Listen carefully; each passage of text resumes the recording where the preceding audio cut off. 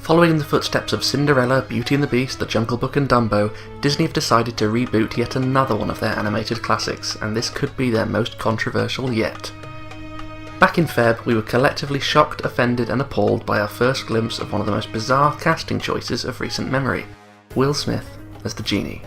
With the iconic character made famous by the late Robin Williams now looking like an overly CGI'd and even more frightening Tobias Funke, I'm afraid I just blew myself.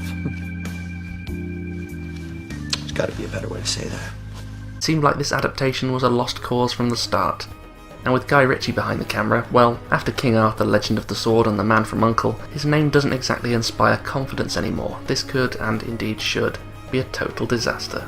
In one of the biggest shocks of the year, Aladdin is actually a great bit of old school fun. This wonderfully lively and colourful retelling of the familiar tale doesn't exactly reinvent the wheel, but the original version wasn't broken, so why fix it?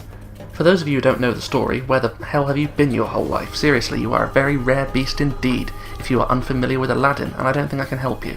So let's just jump straight into the film itself. O great one who summons me, I stand by my oath, loyalty to wishes 3. I'm kidding. Watch this. Watch out!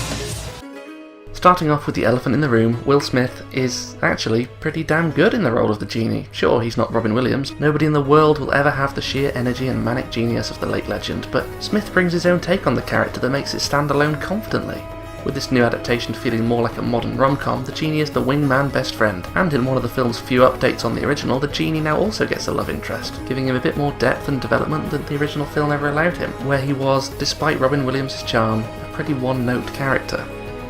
But the new film's highlight for me is the sense of fun and wonder that so many of these new films fail to grasp.